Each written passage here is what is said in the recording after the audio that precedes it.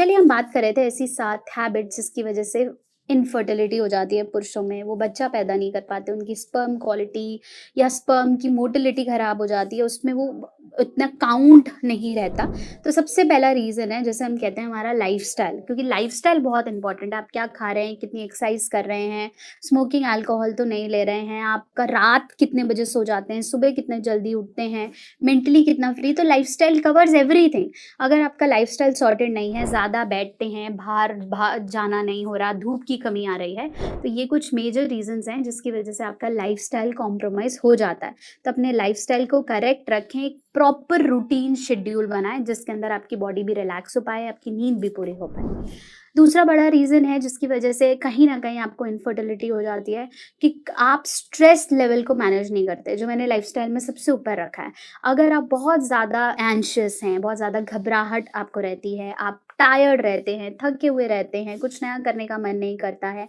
Hope खो चुके हैं, कोई भी टेंशन है तो वो सर से जा नहीं रही है, रिलेशनशिप में खुश नहीं हैं, अपने बच्चों के लिए पेरेंटिंग में खुश नहीं हैं, आप अपने पेरेंट्स के साथ अच्छा टाइम नहीं दे पा रहे, फ्रेंडशिप्स बहुत ज़्यादा बिल्कुल फ्लरिश नहीं है, ब्लूम नहीं है, तो ऐसे में भी आपका जो स्ट्रेस लेवल है, कई लोग कहते हैं हमें स्ट्रेस नहीं है, बट स्ट्रेस हम सबको किसी न किसी लेवल पे है, बट वो ज़्यादा है या नहीं है, वो कितना इम्पैक्ट कर रहा है, उसको ध्यान देने की ज़रूरत है। तीसरे नंबर पे मैं रखती हूँ एनवायरमेंटल फैक्टर्स, जैसे इतना पॉल्यूशन है, स्ट्रेस लेवल इतने ज़्यादा हैं, हमारे जो स्मॉग है वो बहुत ज़्यादा है, कहीं न कहीं ये जो एनवायरनमेंट है ना जिसमें हम आज हैं, ये उतना प्योर या उतना सस्टेनेबल नहीं है, इसलिए लोगों को ज़्यादा इनफर्टिलिटी इश्यूज़ हो रहे हैं। फिर हम बात करते हैं डाइट की। डाइट में आप बहुत ज़्यादा बाहर से खाते हैं, बहुत ज़्यादा ऑयली लेते हैं, बहुत आसानी से आप बाहर के फूड को स्विच कर देते हैं और घर वाला धीरे-धीरे अवॉइड कर रहे हैं। फ्रूट वेजिटेबल्स उसमें नहीं हैं, ड्राई फ्रूट्स उसमें कहीं न कहीं मिस हो रहे हैं, एसेंशियल विटामिन न्यूट्रिएंट्स नहीं है, तो ये कहीं न कहीं घबराने वाली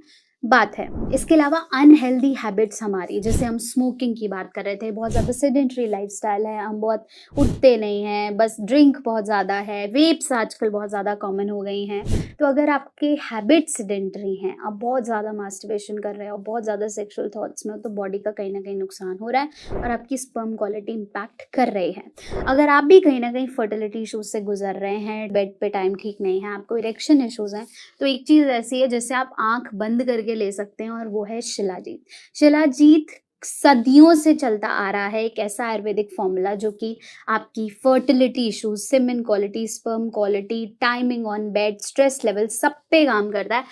आपकी बॉडी के एक-एक बोन, एक-एक मसल के लिए शिलाजीत अच्छा है। आप जितना बैठ रहे हैं, चल फिर नहीं रहे, एक्सरसाइज़ को मिस कर रहे हैं, वो कहीं न कहीं आपकी मेजर प्रॉब्लम है जो कि इश्यूज़ क्रिएट कर सकती है। साथ-साथ आजकल मैरिजेज़ भी बहुत ज़्यादा लेट हो रही हैं। आप जब रिप्रोडक्टिव फ़ेज़ में होते हैं फ्रॉम 15 टू 25, अगर मैरिजेज़ आप 30 ऑनवर्ड्स करेंगे, तो ऑब्वियसली आपकी स्पर्म क्वालिटी कॉम्प्रोमाइज़ होती है और आप बेबी के उस फ़ेज़ में नहीं रहते कि आप मैरिजेज़ के बाद हाथों-हाथ अपनी मर्ज़ी से बेबी कंसीव कर पाएँ। इसलिए आईवीएफ की तरफ या आर्टिफ़िशियल मेथड्स की तरफ रुझान कपल्स का बढ़ रहा है, क्योंकि